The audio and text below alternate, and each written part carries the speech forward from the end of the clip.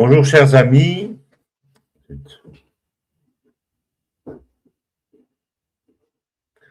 Bonjour chers amis, je suis heureux de vous retrouver pour ce point hebdomadaire consacré à l'actualité et en même temps nous essayons de regarder les choses d'un peu plus haut et de les considérer dans un ensemble plus global en y intégrant les mouvements géopolitiques en cours. Donc aujourd'hui, Abdeljelil m'a demandé de vous parler de l'OTAN. C'est légitime puisque le sommet de l'OTAN vient de se terminer. Et donc, le titre de l'entretien, c'est Sommet de l'OTAN, un tournant stratégique pour le monde, point d'interrogation. Donc, Abdeljelil me pose 6 questions, les voici. Question numéro 1. Le sommet de l'OTAN à Ankara marque-t-il une véritable rupture stratégique ou s'inscrit-il dans la continuité des sommets précédents? Alors, je vais répondre en disant que, en fait, c'est les deux. Il s'inscrit bien évidemment dans la continuité des sommets précédents et en même temps, il marque une rupture stratégique, à mon avis. Pourquoi est-ce que je dis ça? Parce qu'en fait, le sommet de l'OTAN, les sommets de l'OTAN et l'OTAN ont eu une double fonction. Une fonction qui est une fonction officielle, qui est celle de protéger, entre guillemets, les pays européens contre la menace russe.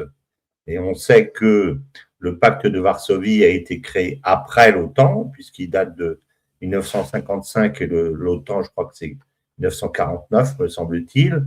Donc c'est bien le pacte de Varsovie qui a été créé pour répondre à la menace de l'OTAN et non pas l'inverse comme les gens le croient. Mais donc ça a été créé supposément avec cette volonté, tout en sachant que ce pacte est construit sur une très grosse ambiguïté, qui est le fait que il est supposé être en même temps un pacte nucléaire, alors que l'on sait parfaitement que aucun président des États-Unis n'aurait jamais tiré sur Moscou pour protéger Vilnius ou Varsovie ou même Berlin ou Paris. Et ça, personne ne s'est bien gardé de le dire ou de le répondre, mais quand on interroge les militaires, tout le monde sait très bien que la menace nucléaire, que le tir nucléaire est tellement impliquant qu'on ne tire jamais que pour ses propres intérêts et pas pour celui des autres. Donc, les articles, d'ailleurs, je crois que c'est l'article 5 de mémoire qui prévoit la solidarité, est écrit de manière telle, je ne l'ai pas ressorti, mais j'aurais pu le faire, est écrit de manière telle qu'il ne dit pas que la réponse doit être collective et immédiate et automatique, mais que dans ce cas-là, on se réunit et on voit ce qu'il faut faire. Et ça laisse toute la place pour que les Américains nous disent éventuellement, ben, écoutez, débrouillez-vous, ou on va pas envoyer des armes et on va pas envoyer de troupes surtout, et on se servira certainement pas de l'arme nucléaire. Donc ça, c'est le caractère ambigu, mais il n'en restait pas moins ce pacte de protection.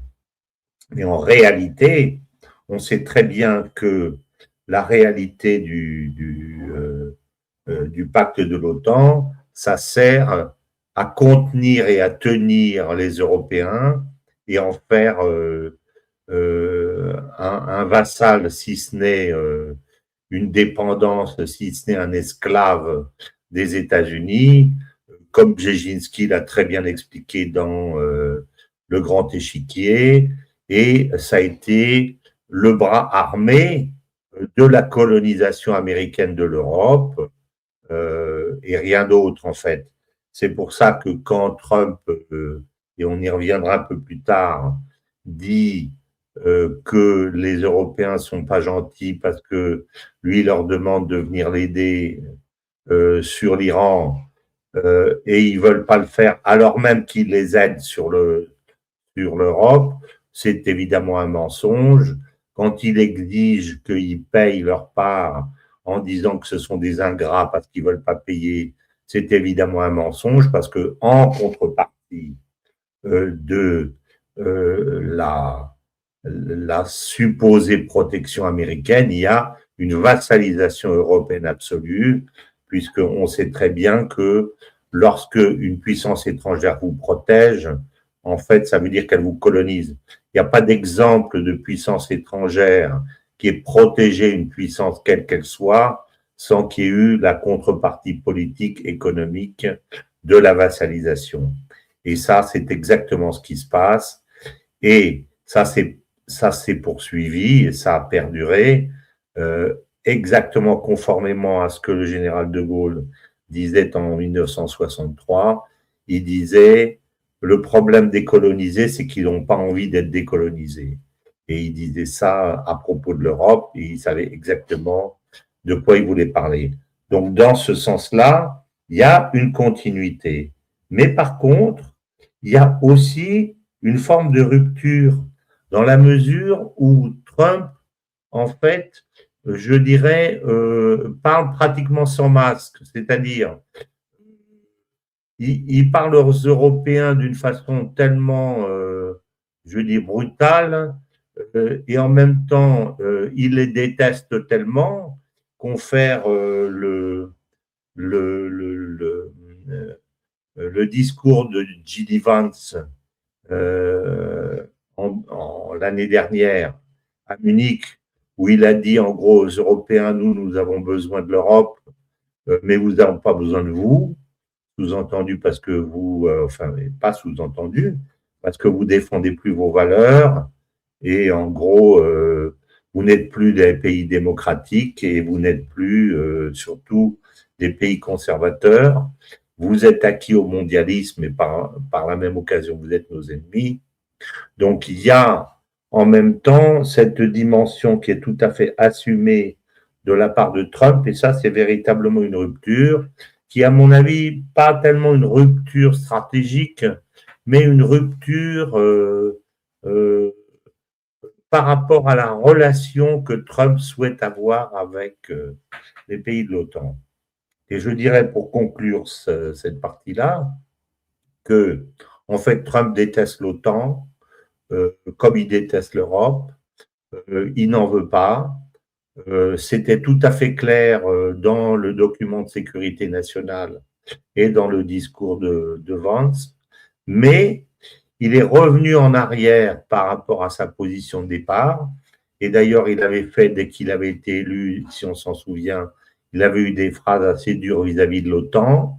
Et quand il s'est aperçu que les conséquences risquaient d'être mauvaises pour lui, à un moment donné où il était en confrontation avec la Russie, il a dépêché Marco Rubio au premier sommet de l'OTAN, c'était à Londres, me semble-t-il, et il a immédiatement dit mais non, on s'aime beaucoup, on s'aide, etc. Donc Trump, je dirais, a retourné un peu sa veste par rapport à la position doctrinale qui était la sienne.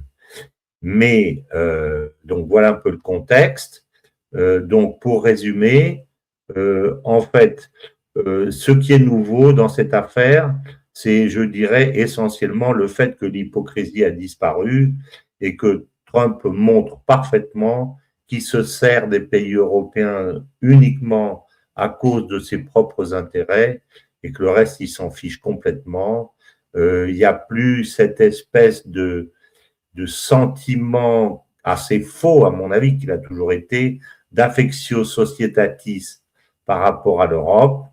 Et j'expliquerai pourquoi c'est tout à fait réciproque. Voilà, donc ça, c'était donc la première question.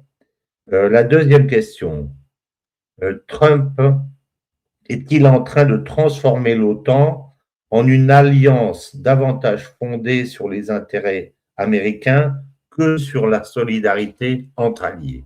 Alors, j'ai expliqué que la question de la solidarité entre alliés, c'était le prétexte et que c'était à mon avis bidon, et que la véritable alliance, elle était fondée sur les intérêts américains.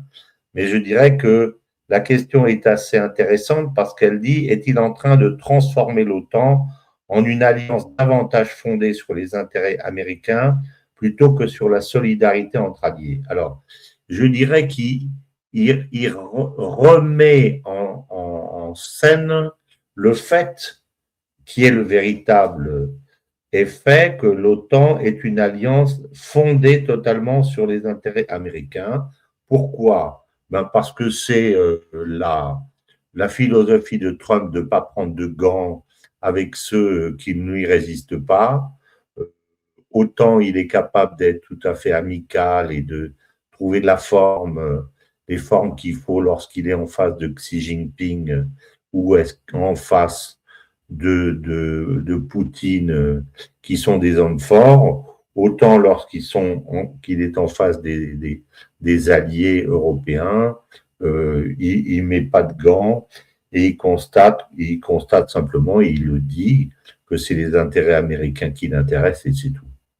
Et je rappelle à ce titre ce que j'avais eu l'occasion de dire à une époque, peut-être de façon un peu drôle, qu'il me semblait que l'avenue de l'Europe me semblait être en fait, si je puis dire, la rue des prostituées, et les dirigeants européens étant plutôt les prostituées du monde, dans la mesure où ces pays ont abandonné leur souveraineté, le désir de véritablement défendre leur peuple au profit d'un espèce d'arrangement communautaire entre dirigeants qui est une espèce de pacte de Varsovie à l'envers, dirigé par Bruxelles et dirigé par les États-Unis. Donc, il n'y a plus chez ces dirigeants aucune véritable fierté, sauf peut-être chez certains d'entre eux.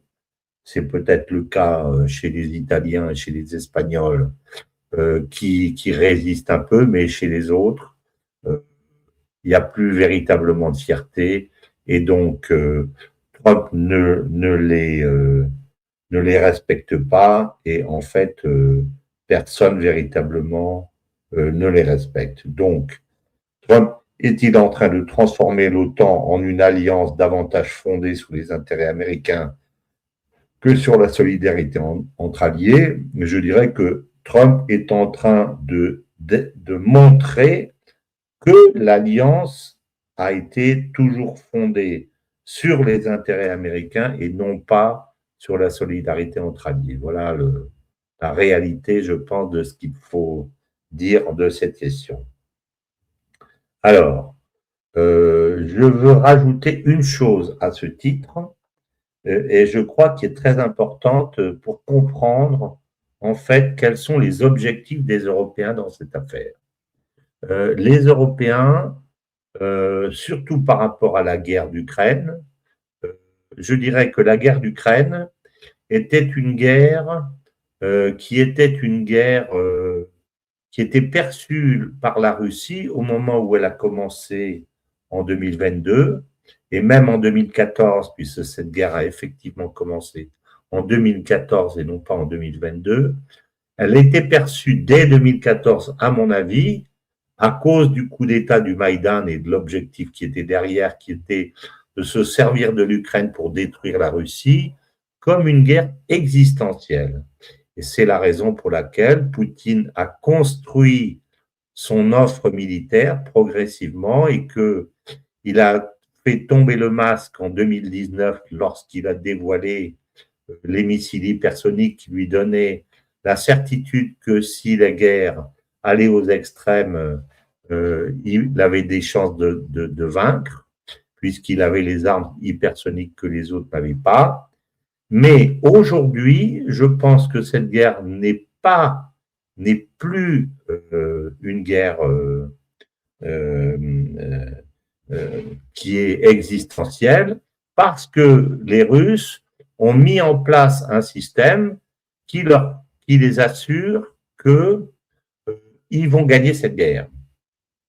Ils ont appauvri l'Europe à un point tel que l'Europe continue à verser de l'argent qu'elle n'a pas en s'endettant, mais n'a plus les armes, n'a pas les outils nécessaires sur le plan de l'armement et sur le plan des troupes pour le faire. Les États-Unis n'ont pas non plus assez d'armes et la guerre d'Iran l'a prouvé, puisque si les Américains avaient pu, ils auraient continué à bombarder pendant des mois, et je pense que dans ce cas-là, ils auraient véritablement fait du mal à l'Iran, malgré les protections iraniennes et le fait que leurs propres armes sont enterrées, etc.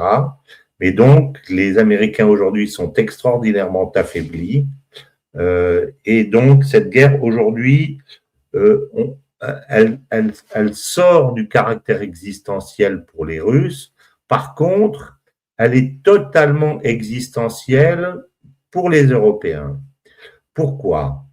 Parce que, et ça c'est quelque chose qu'il faut très très bien comprendre et que j'explique dans mon premier livre qui s'appelle L'Ukraine, un basculement du monde, que j'ai sorti en 2023.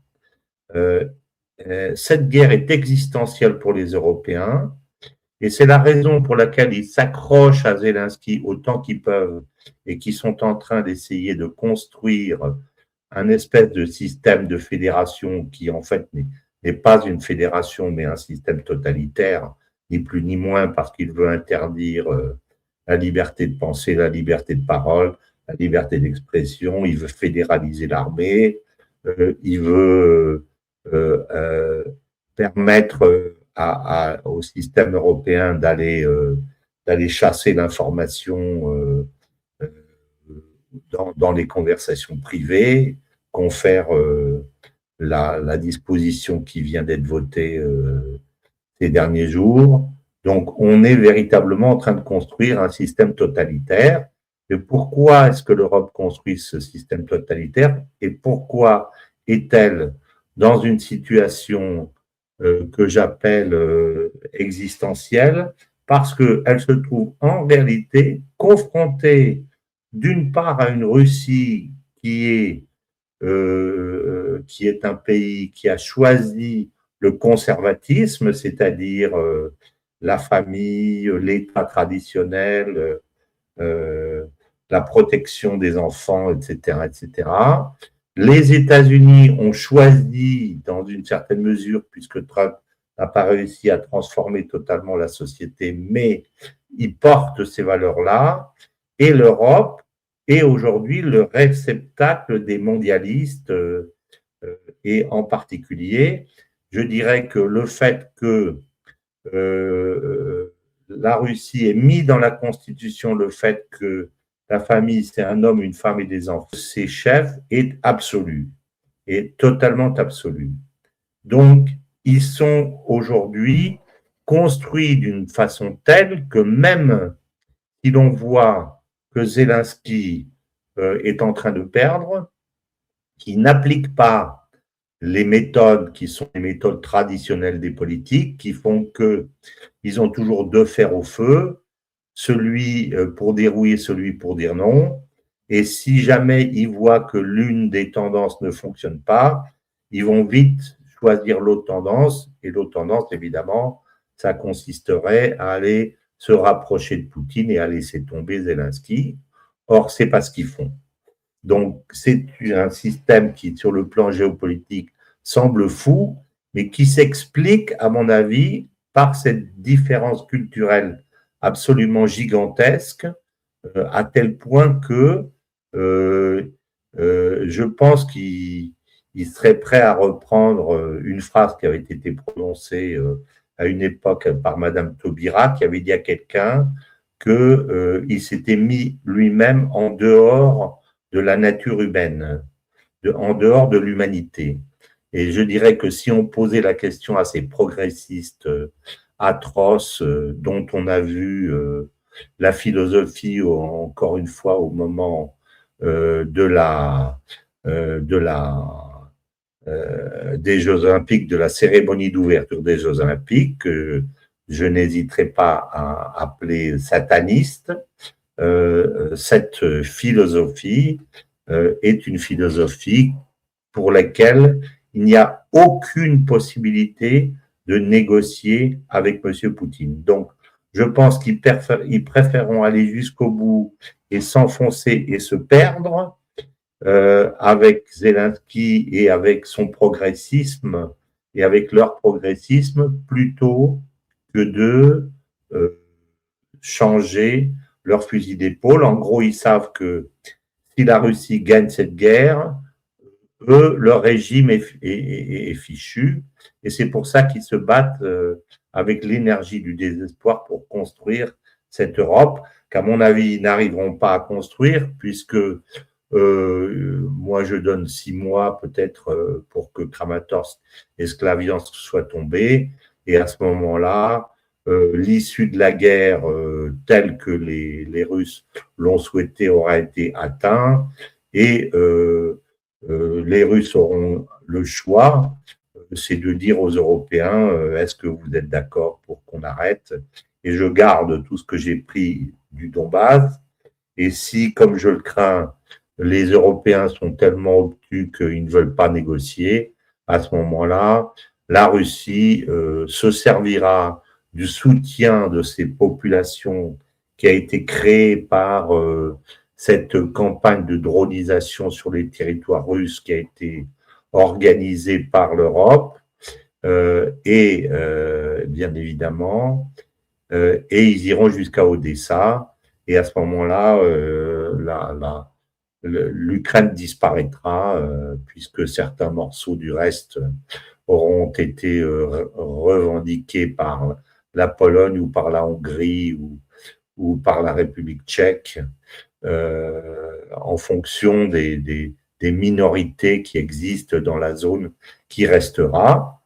Mais la Russie aura réglé son problème. Comme Poutine l'a dit, si nous ne trouvons pas de solution par la diplomatie, de toute façon, nous trouverons la solution par la voie militaire. Donc ça, c'est l'objectif des Européens, la construction d'une forme de fédération qui n'en est pas une, puisqu'en fait, elle s'appuie sur la destruction des États, la destruction des structures familiales, la destruction des structures régionales, la destruction des infrastructures. Vous savez que la France a mis en vente la moitié de ses barrages, par exemple, qui est une partie de son infrastructure énergétique nationale. Elle l'a mis en vente, donc c'est les intérêts privés qui nous dirigeront sur le plan énergétique, comme on a déjà vendu les autoroutes et en fait tout notre patrimoine infrastructurel. Donc ça, c'est l'objectif européen. Et l'autre objectif qui est caché, à mon avis, c'est important de l'expliquer, c'est en fait d'embourber Trump, de tirer Trump vers la guerre. Et c'est la raison pour laquelle les Européens acceptent de faire le sacrifice incroyable consistant à payer les armes qui sont livrées par les Américains. Et ça, c'est tout à fait incroyable. Pourquoi? Parce qu'ils pensent qu'en impliquant Trump dans la guerre, ils vont le faire chuter par rapport à ses objectifs initiaux qui étaient ceux d'arrêter la guerre en 24 heures, si on s'en souvient. Donc, ils ont un objectif tout à fait pervers et que l'on a ressenti, à mon avis, au sommet d'Ankara, c'est que lorsqu'ils sont les carpettes de Trump, je dirais, à l'occasion des sommets, par derrière, en fait, ils le détestent tout autant qu'ils détestent Poutine et ils essayent de le faire chuter. Et la façon de le faire chuter, c'est de l'embringuer dans la guerre de façon à ce qu'à un moment donné, il ne puisse plus sortir. Alors, je ne pense pas que Trump va se faire avoir, parce que la solution actuelle lui convient très bien. Il livre, donc ses marchands de canons sont très contents, et ce n'est pas lui qui paye, donc il peut dire assez pacifiste, mais à défaut de faire la guerre, au moins, ça ne nous coûte rien. Donc, je pense qu'il va continuer, mais il n'en reste pas moins que les Européens ont cet objectif qui est caché, bien entendu, mais que je pense assez manifeste. Alors, troisième question. L'engagement militaire renforcé en faveur de l'Ukraine rapproche-t-il l'Europe d'une paix durable ou d'une confrontation plus directe avec la Russie? Alors, je dirais que c'est un peu les deux. Alors, bien évidemment, l'engagement militaire renforcé en faveur de l'Ukraine rapproche l'Europe d'une confrontation avec la Russie. Mais je pense que cette confrontation n'aura pas lieu et le mot rapprochement est important parce que, en réalité, et je le dis depuis le premier jour, la Russie ne veut pas frapper l'Europe directement et ne veut pas d'une confrontation directe avec la Russie. Il faut bien voir que la Russie a aujourd'hui un risque potentiel géopolitique qui a toujours été celui-là et qui le reste, c'est la Chine. Et il faut bien faire la différence entre les accords et les relations qui sont bonnes actuellement entre la Russie et la Chine et le risque géopolitique. Ce sont deux choses différentes. Je dirais que les relations sont d'autant plus bonnes que Poutine fait tout ce qu'il faut pour qu'elles le soient, parce qu'il sait que son véritable risque géopolitique est là.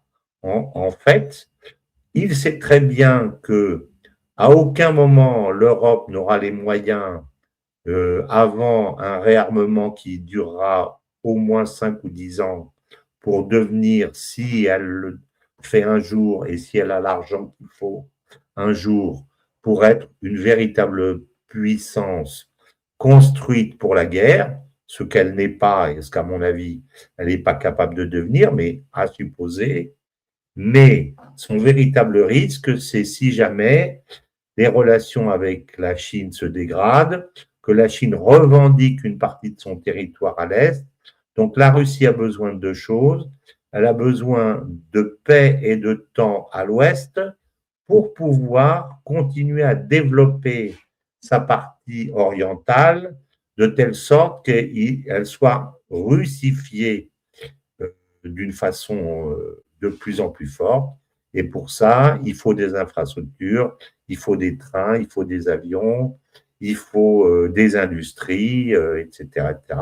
Et c'est ce que la Russie fait aujourd'hui à marche forcée. Donc, pour reprendre la question que je vais relire, l'engagement militaire rapproche-t-il l'Europe d'une paix durable ou d'une confrontation plus directe avec la Russie?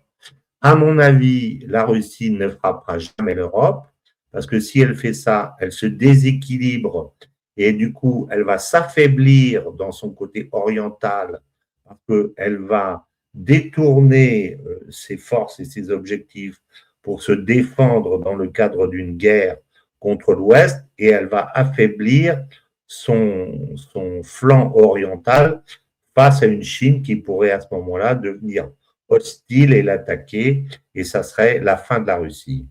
Donc, l'Europe, cette confrontation n'aura pas lieu, non pas parce que les Européens ne le souhaitent pas, mais parce qu'à mon avis, la Russie ne le souhaite pas du tout. Et en plus de ça, la Russie a toujours dit que son risque ou son ennemi en Occident, c'était les dirigeants et le système mondialiste occidental et non pas les peuples.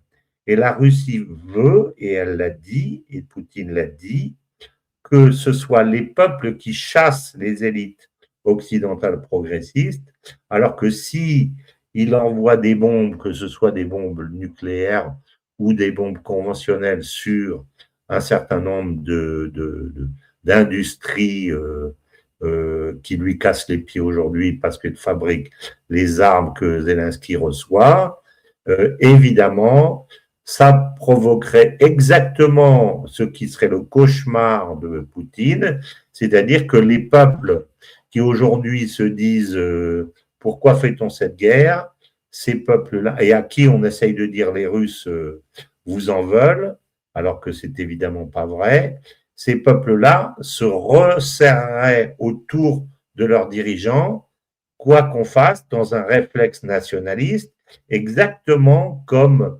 le fait d'avoir frappé évidemment les Iraniens, a resserré le peuple, malgré ces divergences qui, à mon avis, n'étaient pas si importantes qu'on a bien voulu le dire. Mais, par exemple, la cérémonie de l'enterrement du guide Khamenei, à laquelle d'ailleurs une centaine de pays ont participé, a montré de façon tout à fait extraordinaire que quand on martyrise un pays, on resserre, les gens se resserrent autour de leurs dirigeants, et c'est ce qui ne manquerait pas d'arriver si la France, si la Russie frappait l'Allemagne ou la Pologne ou la France ou l'Angleterre. Donc ça ne se fera pas, Poutine ne le fera pas, et l'Europe ne le fera pas non plus, parce que si elle le souhaite, elle le veut, parce que la fédéralisation dont j'ai parlé étant leur objectif premier, d'autant plus qu'ils sont aux abois et qu'ils sont dans une situation existentielle, c'est pas pour autant qu'ils auraient effectivement les moyens et la capacité de faire ce qu'ils veulent. Donc ceux qui disent que la guerre est proche me semblent dans l'erreur, dans la mesure où cette guerre est effectivement les signes extérieurs de la guerre vont être agités par les Occidentaux parce que ça fait partie de leur plan et de leur narratif et de leur objectif politique, mais on sait très bien que s'il y avait une guerre aujourd'hui, les Européens seraient complètement nettoyés. Donc, est-ce que ça nous rapproche d'une confrontation plus directe avec la Russie? Eh bien, je pense que oui, avec cette nuance que je pense que ça nous rapprochera, mais que cette guerre n'aura pas lieu pour ces deux raisons. La Russie ne le veut pas et l'Europe ne le peut pas. Et est-ce que ça nous rapproche d'une paix durable? Eh bien, je pense que paradoxalement, ça peut nous rapprocher d'une paix durable si l'objectif russe de cette guerre, qui est le fait de faire sauter le système européen aujourd'hui, se produit et que à la tête des États européens, il y a un certain nombre de dirigeants qui sont des vrais dirigeants nationalistes, et je pense que ça ne devrait pas manquer de se produire tôt ou tard. À ce moment-là, il y aura les conditions d'une paix. Aujourd'hui, les conditions de la paix ne sont pas possibles parce que les dirigeants européens sont des anti-russistes patentés et forcenés, et le jour où ils disparaîtront, l'Europe disparaîtra aussi. L'OTAN disparaîtra aussi parce qu'à ce moment-là, je pense que les Américains se diront que les bénéfices de la guerre ne sont plus très intéressants parce qu'il n'y a plus les moyens de faire la guerre, parce qu'il n'y a plus d'armée ukrainienne. Et à ce moment-là, on ira faire des affaires et Trump nous trahira, nous les Européens, et il ira faire des affaires avec Poutine. Et à ce moment-là, une paix durable s'instaurera sur les ruines de l'Ukraine et sur les ruines de l'Europe. Voilà ce que je pense. Donc, cette question est, à mon avis, tout à fait excellente. Alors, quatrième question. Quel rôle la Turquie d'Erdogan cherche-t-elle à jouer aujourd'hui? Pilier incontournable de l'OTAN, médiateur régional ou puissance autonome? Ben, les trois. Je pense que la Turquie d'Erdogan est un pilier incontournable de l'OTAN, non pas pour faire ce que veut l'OTAN, mais surtout pour que l'OTAN fasse en gros ce que veut la Turquie. Pourquoi? Parce que la Turquie a une position absolument incontournable. Elle est à un endroit absolument stratégique au sud de la Russie. Elle a des relations avec l'ensemble des pays, elle joue un jeu régional très important, donc bien évidemment, aucun président américain, et surtout pas Trump, il a montré en faisant ce sommet à Ankara, ne peut se permettre de se fâcher avec la Turquie et de provoquer le fait que la Turquie quitte l'OTAN. Donc, je dirais que Erdogan est dans cette affaire, le mauvais garnement qui fait absolument ce qu'il veut et à qui les parents sont incapables ni de lui faire une remontrance, ni de le punir. Et il fait ce qu'il veut à un point tel que c'est presque risible. Donc, il est un pilier incontournable de l'OTAN, mais pas du tout pour faire ce que veut l'OTAN et se plier à Trump, mais plutôt pour se servir de l'OTAN au bénéfice de ses propres intérêts. Est-ce qu'il est un médiateur régional? Bien entendu. En même temps, il est une puissance autonome puisque on sait que, par exemple, l'invasion de la Syrie a été tout à fait provoquée, financée, préparée par la Turquie, qu'elle est aujourd'hui à son corps défendant peut-être, parce que je ne pense pas que ça fait partie véritablement de ses objectifs, mais considérée comme une menace par Israël, puisque Israël ne peut pas atteindre ses véritables objectifs qui consistent à détruire la Syrie par petits morceaux, comme elle a fait avec l'Irak, avec la Libye, et comme elle fait partout, et comme elle essaye de faire au Liban. Donc, la Turquie est à la fois un pilier de l'OTAN, c'est certain, elle est un médiateur régional, c'est certain aussi, et elle est une puissance autonome, c'est certain aussi. Voilà ce que je peux dire de cette position de la Turquie.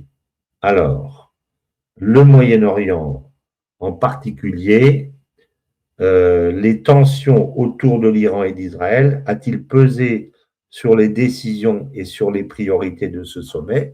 Certainement.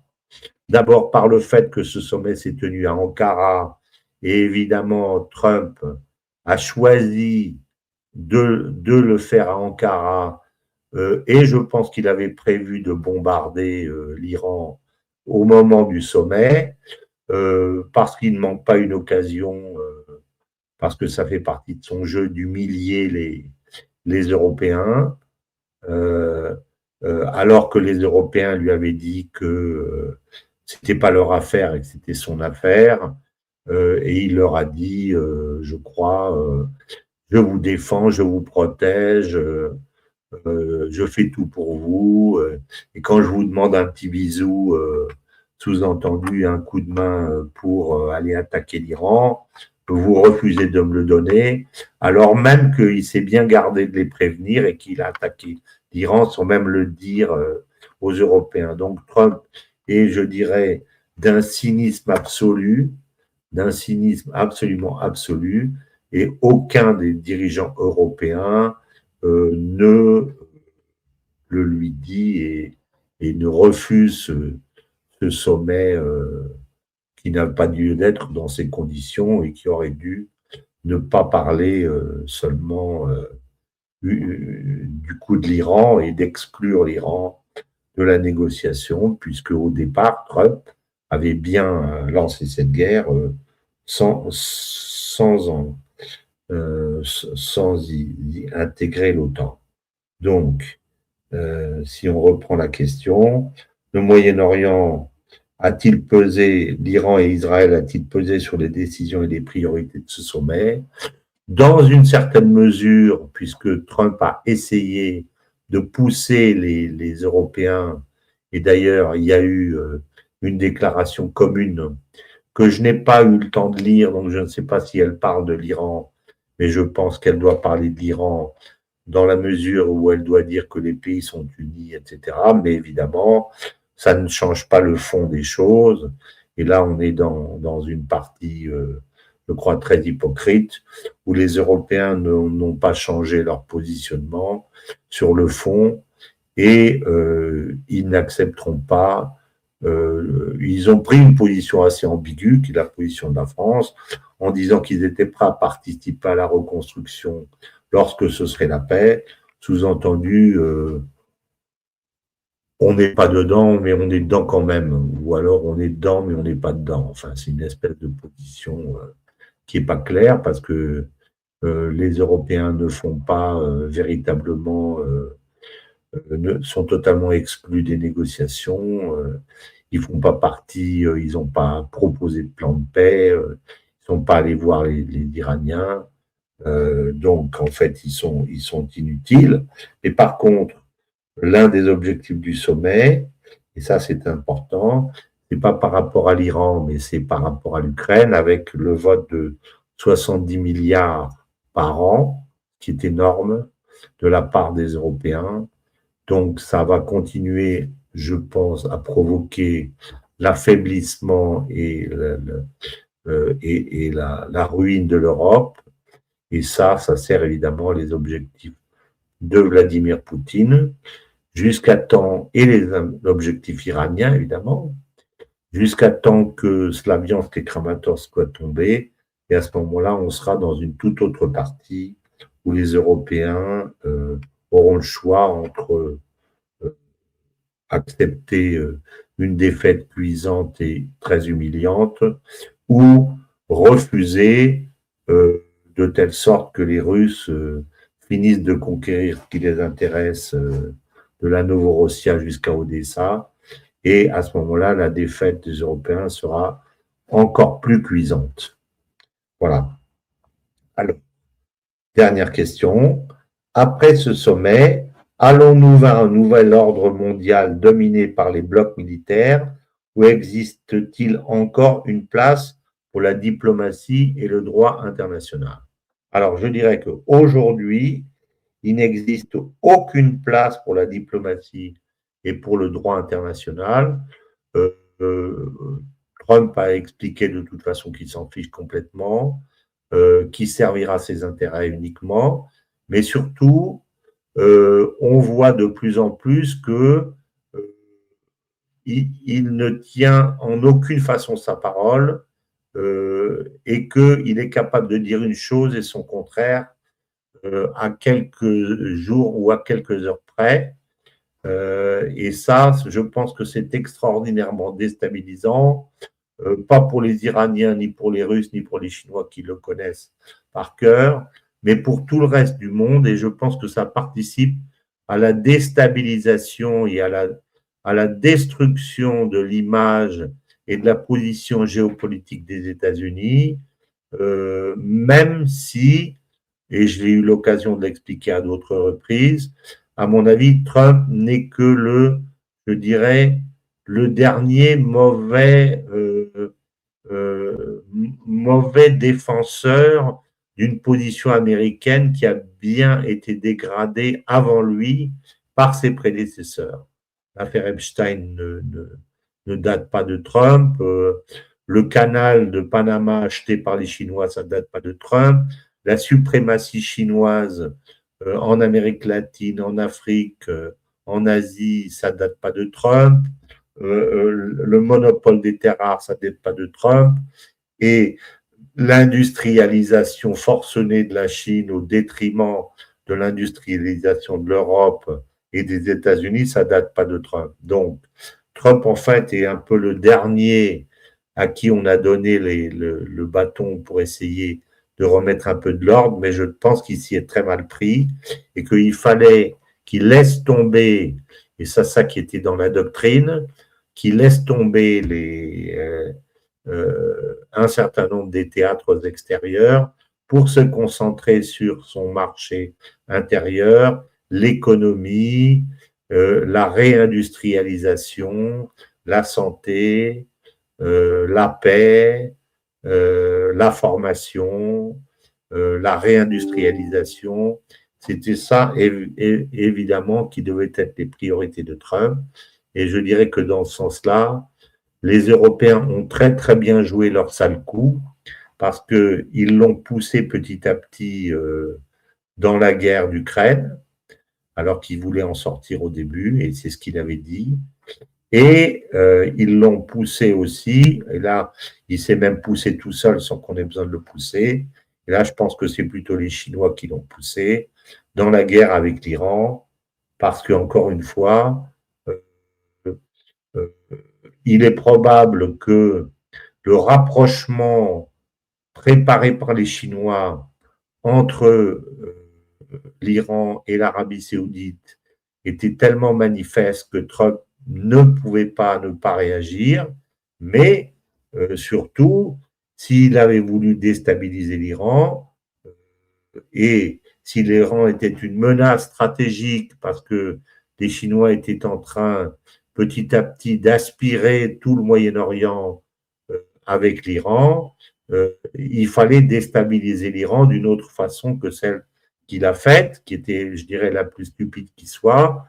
Je crois qu'il aurait fallu, dans ces conditions, faire ce qui a été tenté avec les émeutes et avec les snipers et avec tout ça, une révolution de type Maïdan. Ça, je pense que c'était plus intelligent. Je ne dis pas que je pense que c'était bien de le faire. Je ne me positionne pas dans cette logique-là, mais je dis que sur le plan purement de l'intelligence militaire et politique, c'était comme ça qu'il fallait faire. Il fallait servir des minorités pour désorganiser le pays et il fallait le faire tomber de l'intérieur, je dirais. C'était ça qu'il fallait faire, mais se mettre à bombarder ce pays de montagne de 91 millions d'habitants avec des armes ultra sophistiquées enterrées dans tout le pays, c'était la stratégie la plus folle qui soit. Donc, donc Trump a raté son coup. Et donc, si j'essaye de répondre à la question, euh, va-t-on vers un nouvel mondial, un nouvel ordre mondial dominé par des blocs militaires, ou existe-t-il encore une place pour la diplomatie? Je pense qu'aujourd'hui, il n'y a pas de place pour la diplomatie, il n'y a pas de place pour le droit international. On a vu que Trump a signé l'accord de Versailles uniquement parce que ça lui permettait de sortir de la ligne de la zone rouge avec le pétrole qui était au-delà de 100 $ et que le pétrole est redescendu à 70 $, 74. Mais il est évident qu'à partir du moment où les Iraniens, suite au bombardement américain, vont refermer le détroit d'Ormuz, le pétrole va remonter à toute vitesse et va se retrouver aux alentours de 100 $. Et à ce moment-là, Trump reviendra en disant mais non, on a bombardé, mais c'était comme ça. En fait, c'est salauds, c'est pas des salauds, c'est des gens très bien. Et il reviendra négocier, mais on n'a pas aujourd'hui aucune, je dirais, ligne de force, et c'est une des caractéristiques de Trump, à mon avis, de ligne de force stratégique qui permet de savoir si Trump a véritablement le désir de trouver une solution ou pas. Et je pense qu'aujourd'hui, il n'est pas encore suffisamment aux abois pour que l'on pense qu'il va véritablement choisir la voie de la paix. J'ai cru qu'on pouvait aller dans ce sens-là de par les signes qu'il a donnés. Et puis, évidemment, aujourd'hui, à partir du moment où les anti-iraniens de son camp et les marchands de canons lui ont dit on ne veut pas que ça s'arrête, ben, il a retourné sa veste. Évidemment, il retournera sa veste une fois plus tard. Mais, et c'est là que je vais répondre à cette question, je pense aussi que le piège dans lequel il est, il ne peut pas en sortir, pas plus que les Européens ne peuvent sortir du piège dans lequel ils sont de la part de Poutine, et que la chute finalement de l'Occident dans cette guerre qui est au bout du compte une guerre nord-sud est tellement rapide que ceci ne pourra avoir une solution que lorsqu'on aura véritablement en Occident des dirigeants qui voudront véritablement la paix et qui seront prêts, d'une part, à donner à l'Iran les prérogatives dont l'Iran a besoin et qu'il a toujours souhaité, en Ukraine, qui accepteront les conquêtes de la Russie, puisqu'ils ne pourront pas faire autrement. Je pense que ça va se terminer comme ça, et à ce moment-là, peut-être qu'on aura les bases d'une paix. Je reste assez optimiste parce que je pense que les pièges dans lesquels sont les Occidentaux, ils ne peuvent pas en sortir. Donc, on va s'acheminer progressivement et peut-être assez vite si Slaviansk tombe et Kramatorsk tombe, ça va être un séisme politique. Parce que là, la Russie apparaîtra comme le vainqueur manifeste et en face, les Occidentaux, malgré leur velléité combative, n'auront pas les armées pour leur répondre et les Américains ne voudront pas non plus. Donc à ce moment-là, ils tomberont.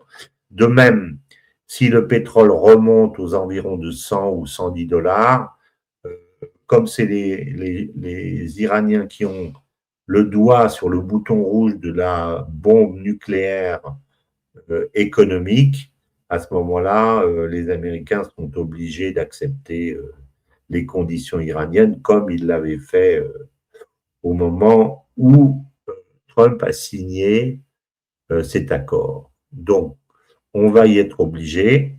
Et je dirais en conclusion que, en fait, si on regarde les choses, il y a 3 pays qui jouent une partie qui est véritablement un jeu de Go, où on place des pions, on prépare les coups et on enferme l'adversaire progressivement jusqu'à ce qu'il soit complètement étouffé diplomatiquement, économiquement, politiquement, militairement. Ces 3 pays, c'est la Russie, l'Iran et la Chine. Et ces 3 pays sont les maîtres. Et c'est un jeu qui se joue avec le temps. Parce qu'on ne gagne pas une partie de Go en 5 minutes. Ça n'existe pas. Et aujourd'hui, je constate que ces pays ont imposé leur timing et leurs règles du jeu à l'ensemble des pays du Nord, les États-Unis d'abord et l'Europe ensuite, et que aucun d'entre eux n'est prêt et n'a une stratégie pour contrer ce jeu de Go qui est joué par ces 3 pays du Sud. Et on sait très bien que lorsqu'il y a une guerre, c'est celui qui fixe le terrain le théâtre des opérations, le terrain de jeu et les règles qui gagne. Ça ne fait aucun doute. Et bien aujourd'hui, pour moi, il n'y a aucune solution qui est telle que les Européens et les États-Unis sortent de la partie dans laquelle ils sont enfermés. Donc, on sortira obligatoirement de cette partie par la victoire de la Chine, de la Russie et de l'Iran. Alors après, se posera une autre question, et je vais finir avec ça, j'y répondrai pas, c'est quel sera le monde qui sera construit à partir de cette ruine, je dirais, de l'Occident. C'est ça qui est inquiétant, parce que la politique a horreur du vide, et la géopolitique aussi, et il faudra à ce moment-là qu'il y ait en Occident un certain nombre de leaders capables de susciter un nouvel espoir et de véritablement construire une autre alternative que celle qui a été proposée par les États-Unis à partir de la guerre froide, qui était, je le rappelle, la bénévolente globale hégémonie, c'est-à-dire l'hégémonie globale bienfaisante, c'est-à-dire je vous domine, je vous tue, je vous bombarde, je tue vos enfants, je vous envahis, je vous mets sous sanction, je laisse mourir pendant des années les femmes et les enfants parce que les enfants n'ont pas de lait, mais c'est pour votre bien. Donc ça, c'était évidemment quelque chose qui était voué à l'échec. Et donc, ce monde-là va tomber et la question reste ouverte de savoir qu'est-ce qui va le remplacer. Mais en tout cas, aujourd'hui, je pense qu'il n'y a aucune chance, ni qu'il y ait une guerre véritablement, une guerre nucléaire, parce que je ne pense pas que l'Occident n'osera dans ces conditions déclencher une guerre nucléaire. Je ne le pense pas. Parce qu'en face, il y a la Russie et la Chine. Mais en même temps, ils n'ont pas de solution. Donc, voilà. En tout cas, moi, je reste optimiste. Voilà.